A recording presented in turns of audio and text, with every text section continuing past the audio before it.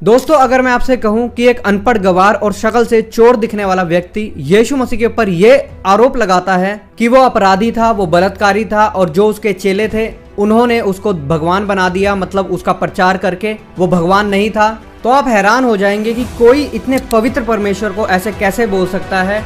जी हाँ दोस्तों, इस वीडियो को देख करके मैं भी बहुत हैरान हुआ। मैं करीब 2 से 3 साल से वीडियो बना रहा हूँ, लेकिन आज तक मैंने कभी ऐसा किसी के मुंह से बयान नहीं सुना। ये गंदा आदमी इस बात को बोलता है कि यीशु मसीह बलात्कारी था, यीशु मसीह अपराधी था। तो मैं इस शख्स से बोलना चाहूंगा, अगर ये शख्स मेरी इस वीडियो को देख रहा है तो बात सुन ले मेरी, कि अगर हिंदू धर्म को उठा करके कुछ बोलने लगा तो तेरे कान सुन नहीं पाएंगे और तू बहरा हो जाएगा, क्योंकि बलात्कारी और अपराधी किसके धर्म के लोग रह चुके हैं वो सब जानते हैं। और सब जानते हैं कि हिंदू धर्म में ऐसे ऋषि मुनि थे जो अपनी बेटी के साथ ही सोए थे। तो बलात्कारी, व्यभिचारी और अपराधी वो थे, ना कि यीशु मसीह। यीशु मसीह पवित्र परमेश्वर था, है और हमेशा युगानुयुग रहेगा। मुंह उठाकर बाइबल के नए नियम को पढ़ और पता लगेगा कि यीशु मसीह इन सब बातों से लोगों को दूर रहना सिखाता था। और तू नया आया मार्केट में उसके ऊपर इल्जाम लगाने वाला अनपढ़ गवार, अगर तुझसे इंग्लिश में हिंदू धर्म की स्पेलिंग लिखवा ली ना तो तेरा नेटवर्क वीक हो जाएगा। पहले दोस्तों मैं आपको वो वीडियो दिखाना चाहता हूँ। वीडियो बहुत लंबा है, उसको पूरा अंत तक देखना, फिर आपको पता लगेगा।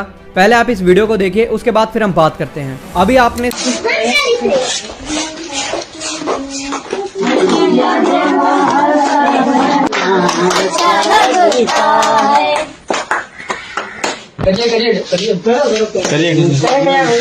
अरे वो लोग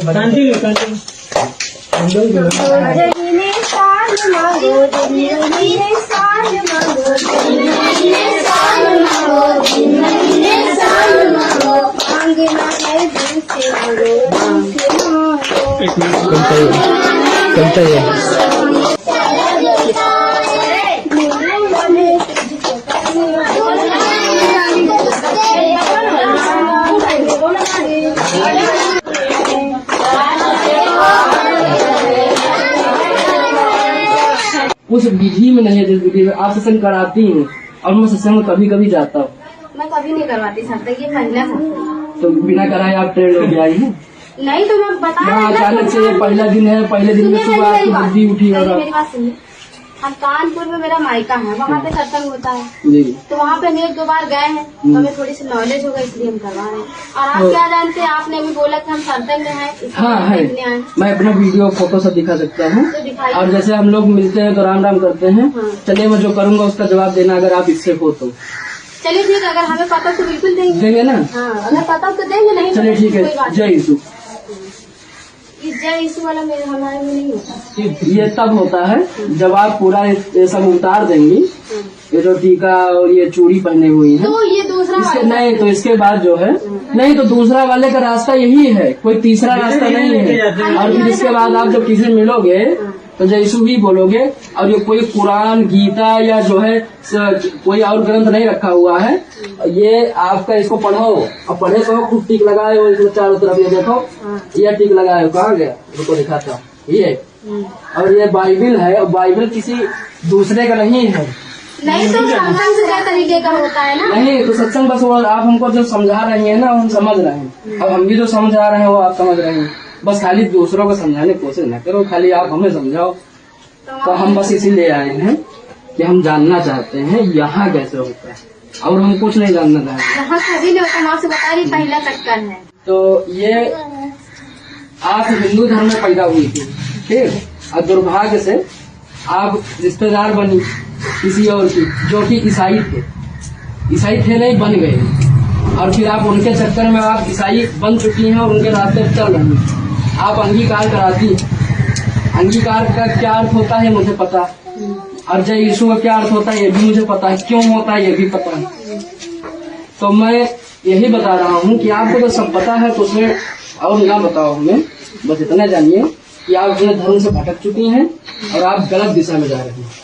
और थोड़ा बहुत लोभ लालच और इसको आने से, ये करने से घर में दारू छूट जाएगी, चित्र बना सकते हो, देख सकते हो, उनमें विश्वास न छोड़ के, उसमें विश्वास नहीं करके आप जा रहे हो एक अपराधी बलात्कारी जिसको कील से मरवा दिया गया था, इतना बड़ा अपराध किया था उसको कील से मरवाया गया। तब जो उसके कुछ अपराधी साथी थे उन्होंने उसका सपोर्ट किया, उसको भगवान बनाया, तब जाके आज वो ईसाई धर्म बना।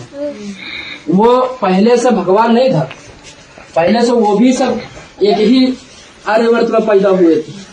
अब आप उनके नक्शे कदम पर जाके और यहाँ के मोहल्ले वालों को बुला के, आपको पता है कि आपका आगे भविष्य क्या होगा? आपका आगे भविष्य ये होगा कि आप एक प्लस का चिन्ह में बन जाएंगे और जो चूड़ी और साड़ी पहन के बैठी हो ना, ये सब आप छोड़ दोगी। और जो लड़कियां आज ये कलावा पहनी है, ये भी आप सारी पद्धति भूल जाओगी और एक ईसाई पद्धति में बन गई हो आप लोग। और आप इसका जो प्रचार कर रहे हैं ये उचित नहीं है। आप धर्म छोड़ चुकी हैं। क्या मैं गलत कह रहा हूँ? नहीं, गलत नहीं कह रहा हूँ, गलत कह रहा हूँ, हाँ या नहीं? बस नहीं, गलत नहीं कह रहे हैं। हाँ या नहीं? हाँ या नहीं? नहीं, आप नहीं गलत बोल रहे हैं। हमने सच बोला है ना सर, एक एक पॉइंट सही बोला है ना। अब ये मेरी बात सुनिए, कितने दिन में धर्म बदला जाता है आदमी का? ये तो भाई आप जाने, हम तो हिंदू। नहीं, तो आपने बिगड़ जाने कैसे आपने कह दिया कि बिगड़ इतने दिन में धर्म बदला जाए? ये बताइए। अभी आप 10 साल से 20 साल मेरी बात सुनिए आप पहले। जो 20 साल 10 साल शासन में वो लोग आप जानते हो, आप जैसे लोगों का दिमाग जब उनसे मिलता है तो आप जैसे लोगों का दिमाग उस व्यक्ति की तरह चल जाता है जो नेटवर्क मार्केटिंग में आके कहता है कि गाड़ी आने से पहले गाड़ी आएगी और पति बनने से पहले करोड़पति बनूंगी। तो आपको और उन नेटवर्क मार्केटिंग वालों को समझाना बड़ा मुश्किल होता है, क्योंकि आप ना सिर्फ एक चीज आपके दिमाग में भूसा जैसा भर गया है कि हिंदू धर्म में रह के ऐसा होगा वैसा होगा, वहां जाने पर ये होगा वो होगा। सारे लोग वो है नहीं, वो आप जैसे बेवकूफे कारण पनपते चले जा रहे हैं। जहाँ आप जैसे लोग हम बेवकूफ है तो पूरी दुनिया बेवकूफ है। पूरी दुनिया है ही नहीं। आप कैसे कह सकते हैं इतने अधिकार दिखाई की नहीं है पूरी दुनिया? नहीं है इतने अधिकार से आप कैसे आप हमें प्रूफ दे रहे हैं, आपको प्रूफ दे देंगे। पूरा नेपाल शासन में है और इधर इस विश्व में मात्र 17% लोग ईसाई हैं, इससे ज्यादा नहीं। अभी आपने इस वीडियो को देख लिया किस तरीके से शख्स जा करके जो आराधना प्रार्थना कर रहे होते हैं लोग, उनके बीच में जाता है, बाइबल को उठाता है, बाइबल को देखता है, बाइबल को देखने के बाद रख करके उनसे बहस करने लगता है कि तुमने ये साड़ी क्यों पहनी है, तुम यहाँ पर क्यों ये प्रचार कर रही हो। वो महिला सामने से जवाब देती है कि मैं अपने मायके में गई हूँ बहुत बार और मैंने उनसे थोड़ा कुछ सीखा है, तो मैं यहाँ पर आकर के आराधना प्रार्थना कर रही हूँ। लेकिन ये शख्स फिर से उल्टे सीधे सवाल जवाब उस बहन से करता है, उल्टी सीधी सलाहें देता है कि तुमने गलत कर दिया, तुम उस धर्म में चली गई, तुम बहकावे में आ गई हो। जैसे वो दूध पीती बच्ची है, अभी उसे कुछ नहीं पता, वो 5-6 साल की बच्ची है, उम्र में इससे बड़ी होगी और उसको समझा रहा है। वीडियो में आपने ये भी देखा होगा कि अगला बोलता है कि जय हिंदू बोल करके दिखाओ। मैं इससे कहना चाहता हूँ कि क्या इसके कोई बाप के नौकर हैं कि इसको जय हिंदू बोल करके दिखाएंगे, या इसका वहाँ पर राज चलता है? अगर इसको बोलना है जय श्री राम बोले, जय हिंदू बोले, जय हनुमान बोले, जो मर्जी बोले, लेकिन इसको किसने अधिकार दिया कि आ करके किसी मसीह को ये बात बोले कि जय हिंदू बोल करके दिखाओ? वो खुद की इंडिविजुअल चॉइस है, वो बोले ना बोले। हाँ, अगर ये बोलता जय हिंद बोल करके दिखाओ तो जरूर बोलते, और हम भी बोलते हैं इस बात को। अगर बोलता जय भारत बोल करके दिखाओ तो बिल्कुल सही बात है, हम बोलेंगे। लेकिन ये कौन होता है कि ये बात बोले कि हम जय श्री राम बोले या जय हिंदू बोले? फिर उसके बाद ये शख्स वही बात पर आ जाता है कि यीशु मसीह तो ऐसा था वैसा था, उसको किलो पे इसीलिए झगड़ा गया कि वो अपराधी था, बलात्कारी था। मतलब ये नशेड़ी कौन सा नशा करके आया है और कौन सी पुस्तक के अंदर इसने ये बात पढ़ी है, कौन से यूट्यूब चैनल पर इसने ये बात देखी है, जरा मुझे बता तो दे। हालांकि तारीफ बनती है उस बहन की जो सामने बैठी थी, उसने ना तो जय हिंदू बोला और ना ही इसकी बात को लेकर के कोई सहमति दिखाई। प्रभु का धन्यवाद, जो प्रभु पर विश्वास करते हैं वो इन जैसे टूचे लोगों से नहीं डरते। जब महिला ने इससे 4-5 सवाल पूछे, अंत में आपने देखा होगा, तो उसके बाद इसका नेटवर्क फिर से वीक हो गया। आपको और उन नेटवर्क मार्केटिंग वालों को समझाना बड़ा मुश्किल होता है। लास्ट में ये शख्स इस बात को बोलने लगा। मैं आपको बता दूं, ये शख्स मेरे सामने सिर्फ 10 मिनट के लिए बैठ जाए अपने जूतों को अपने सिर के ऊपर रख करके भागेगा अगर इसको मैंने 4-5 सवाल इससे पूछ लिए इसी के धर्म को लेकर के। मैं आपको बता दूं दोस्तों, ये वो अनपढ़ लोग हैं जिनको पीछे से सिखाकर भेजा जाता है। इनके पास कोई रिसर्च नहीं है। ये अगर ये इस बात को साबित तो कर दे एक बार कि इसने कहाँ पढ़ा है ये कि यीशु मसीह बलात्कारी था, यीशु मसीह अपराधी था, जो खुद लोगों को शिक्षा देता रहा जब तक वो धरती पर था, तब तक कि तुम व्यभिचार ना करना, तुम अपने पड़ोसी से अपने समान प्रेम रखना, तुम किसी की निंदा ना करना, जिसने अपनी 33 साल की उम्र तक 2000 साल पहले दोस्तों मैं आपको बता दूं 33 साल की उम्र तक भी जिसने शादी नहीं करी उसको ये बलात्कारी बताता है।